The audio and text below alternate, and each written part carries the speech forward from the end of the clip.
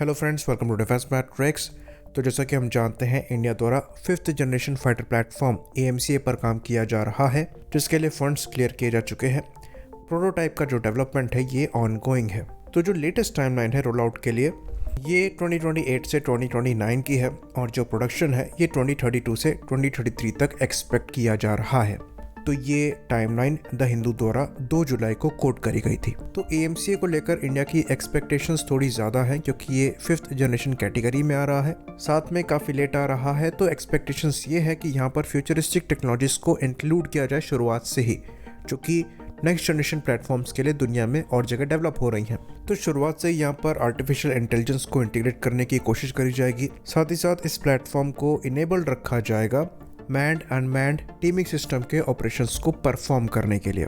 बाकी जो advance sensors यहाँ पर डेवलप किए जा रहे हैं बेटर सिचुएशनल अवेयरनेस के लिए, इसके बारे में हम पहले भी विस्तार से बात कर चुके हैं। चाहे ये gallium nitride based AESA radar हो, फिर infrared search and track system हो, F-35 की तरह ही यहाँ पर डिस्ट्रीब्यूटेड अपर्चर सिस्टम को भी बनाया जा रहा है, जो कि 360 डिग्री कवरेज प्रोवाइड कराता है। एक advance missile approach warning sensor की तरह तो काम करता ही है, साथ ही साथ टारगेट ट्रैकिंग भी कर सकता है। फिर advance jammers, radar warning receivers को तो बनाया ही जाएगा, साथ ही साथ डेटा फ्यूजन को भी यहाँ पर किया जाएगा, जिसकी वजह से इस प्लेटफॉर्म की सिचुएशनल अवेयरनेस अनमैच्ड रहने वाली है। लेकिन एक और चीज़ है जिसके बारे में हम ज़्यादा चर्चा नहीं करते, और वो एक इतनी इम्पोर्टेंट चीज़ है कि अगर वहाँ पर हम पीछे रह जाते हैं तो हम AMCA को ट्रू सेंस में 5th जनरेशन प्लेटफॉर्म कह भी नहीं सकते। तो बेसिक 5th जनरेशन प्लेटफॉर्म्स जो होते हैं, इनकी जो सबसे ज़्यादा प्रोमिनेंट कैरेक्टरिस्टिक है ये इनके स्टेल्दी फीचर्स हैं, यानी कि ये लो विजिबल रहते हैं, इनको आसानी से डिटेक्ट नहीं किया जा सकता।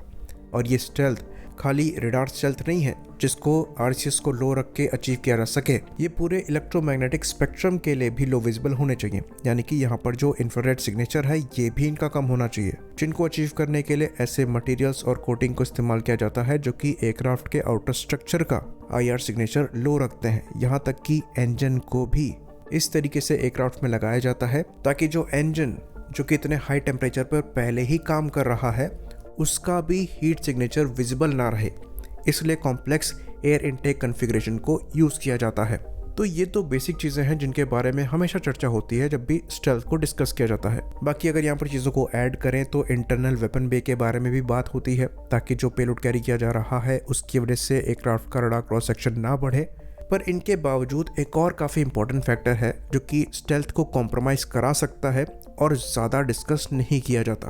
तो ये चीज़ हम जानते हैं कि मॉडर्न एयरक्राफ्ट में सिचुएशनल अवेयरनेस के लिए डिफरेंट एक्टिव सेंसर्स को यूज़ किया जाता है, चाहे ये रडार्स हों, ट्रांसपॉन्डर्स हों, IFF सिस्टम हो, या फिर कम्युनिकेशन के लिए यूज़ होने वाले रेडियोस हों।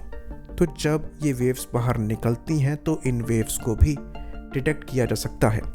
इलेक्ट्रॉनिक सपोर्ट मेजर का काम यही होता है। तो जो आपके इलेक्ट्रॉनिक वॉरफेयर प्लेटफॉर्म्स हैं जिनमें इलेक्ट्रॉनिक सपोर्ट मेजर लगे हुए हैं, वो इन सिग्नल के सोर्स को पॉइंट आउट कर सकते हैं और जो प्लेटफॉर्म है उसकी जनरल लोकेशन का पता लगा सकते हैं, जो कि आपके प्लेटफॉर्म को या फिर एयरक्राफ्ट को विजिबल बना देता है।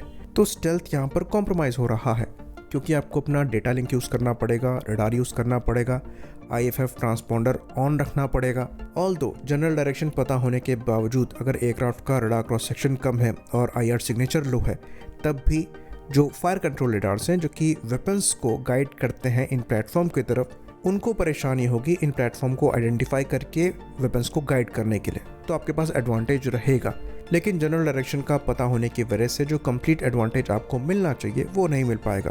तो आप सरप्राइज फैक्टर को लूज कर देंगे, हो सकता है एनिमी उतनी देर में अपनी स्ट्रेटेजी को चेंज कर दें। तो कंप्लीट क्वाइट जाने के लिए और स्टेल्थ फैक्टर को रखने के लिए ये जो रेडियो वेव्स निकल रही हैं इनको कंट्रोल करना बहुत ज़्यादा ज़रूरी है। लेकिन अगर आप इनको कंट्रोल करेंगे तो पायलट्स जो हैं वो प्रैक्टिकली ब्लाइंड हो जाएंगे। लेकिन पैसिव सेंसर्स को यूज़ करते हुए सिचुएशनल अवेयरनेस को वापस लाया जा सकता है, क्योंकि उनको डिटेक्ट नहीं किया जा सकता। पैसिव सेंसर्स यहाँ पर जैसे कि F-35 के केस में डिस्ट्रीब्यूटेड अपर्चर सिस्टम है। रशियन प्लेटफॉर्म में ये फॉरवर्ड लुकिंग इंफ्रारेड सिस्टम है जो कि कोई भी रेडियो वेव नहीं एमिट करते और टारगेट को ट्रैक उनके IR सिग्नेचर पर करते हैं। पर इस केस में भी आपस में आप इंफॉर्मेशन का आदान प्रदान कैसे करेंगे और कैसे कोऑर्डिनेट करेंगे, क्योंकि ये जो पैसिव सेंसर्स हैं इनकी इंफॉर्मेशन आपको इंडिविजुअली मिल रही है और कंप्लीट रेडियो साइलेंस में कोऑर्डिनेट कर पाना बहुत ही ज़्यादा मुश्किल हो जाता है। तो इस केस के लिए ये जो F-35 हैं और F-22 हैं, इनमें अलग से डेटा लिंक दिए गए हैं। और यहाँ पर हम लिंक 16 की बात नहीं कर रहे हैं जो कि कॉमन डेटा लिंक है सारी यूएस और नेटो प्लेटफॉर्म के लिए। यहाँ पर हम डिफरेंट डेटा लिंक की बात कर रहे हैं जो कि स्पेसिफिकली इन फाइटर्स के लिए है, आपस में कम्युनिकेट करने के लिए। तो F-22 के केस में इस डेटा लिंक को IFDL कहा जाता है, यानी कि इंट्रा फ्लाइट डेटा लिंक। और F-35 के केस में इससे काफ़ी ज़्यादा एडवांस MADL डेटा लिंक दिया गया है, जिसका फुल फॉर्म है multi function advance data link. तो नॉर्मल जो आपके डेटा लिंक होते हैं ये आपके L बैंड की फ्रिक्वेंसी पे या फिर S बैंड की फ्रिक्वेंसी पे काम करते हैं, लॉन्ग रेंज कम्युनिकेशन आपके लिए इनेबल कर देते हैं। और जो मॉडर्न डेटा लिंक्स हैं ये काफ़ी एनक्रिप्टेड होते हैं, इनको जैम भी नहीं किया जा सकता, पर इनके सिग्नल को इलेक्ट्रॉनिक सपोर्ट मेजर द्वारा डिटेक्ट ज़रूर किया जा सकता है। पर F-35 का जो MADL है ये मिलीमीटर वेव फ्रिक्वेंसी पर काम करता है। तो मिलीमीटर वेव फ्रिक्वेंसी पर काम करने का मतलब ये है कि यहाँ पर रेंज कंपैरेटिवली बहुत ज़्यादा नहीं होती है, पर ये बहुत ही ज़्यादा प्रिसाइज ट्रांसमिशन है। साथ ही साथ यहाँ पर डेटा काफ़ी हाई स्पीड में ट्रांसमिट होता है और लो लेटेंसी के साथ होता है। तो क्योंकि यहाँ पर वेवलेंथ कम है, जो ट्रांसमिशन है ये काफ़ी नैरो बीम के थ्रू हो रहा है, इसलिए जो इलेक्ट्रॉनिक सपोर्ट मेजर हैं उनको इन्हें डिटेक्ट कर पाने में बहुत ही ज़्यादा परेशानी आती है। और वो तभी पॉसिबल है अगर वो डायरेक्टली सोर्स की तरफ ही पॉइंट आउट कर रहे हों, जिसकी पॉसिबिलिटी बहुत ही ज़्यादा कम है। साथ ही साथ यहाँ पर जो डेटा ट्रांसफ़र रेट है ये गीगाबिट्स में जाता है। वहीं पर जो पुराने डेटा लिंक्स नेटो द्वारा इस्तेमाल किए जाते हैं वहाँ पर जो डेटा ट्रांसफ़र रेट है ये 115.2 किलोबिट्स पर सेकेंड के अराउंड का है, जिसकी वजह से लिमिटेड ही इन्फॉर्मेशन ट्रांसमिट होती है। वहीं पर अगर हम बात करें BNet SDR की, जो कि इंडियन एयरफोर्स द्वारा इस्तेमाल किया जा रहा है, जो कि थोड़े मॉडर्न रेडियोस हैं, वहाँ पर आपको डेटा ट्रांसफ़र रेट 10 मेगाबिट्स से 100 मेगाबिट्स पर सेकेंड के अराउंड का मिलता है, जो कि वीडियोस पर्टिकुलर डिस्टेंस में ट्रांसमिट करने के लिए सफिशिएंट है। पर अगर इसे MADL से कंपेयर किया जाए तो ये उससे काफ़ी स्लो है। तो मिलीमीटर वेव कम्युनिकेशन में जो रिवॉल्यूशन है ये एक्टिव इलेक्ट्रॉनिकली स्कैन्ड एरे की वजह से आया है, यानी कि AESA की वजह से आया है, जहाँ पर सेंसर्स बिना फिजिकली एंटीना को मूव किए हुए इलेक्ट्रॉनिक बीम को इलेक्ट्रॉनिकली स्टीयर कर सकते हैं डिफरेंट डायरेक्शन में, जिसकी वजह से ये जो लेज़र प्रिसाइज कम्युनिकेशन है ये ईजिली हो सकती है, जो कि पहले ऐसी पॉसिबल नहीं थी। तो यहाँ पर सारे खाली एडवांटेजेस ही नहीं हैं, कुछ डिसएडवांटेज भी हैं।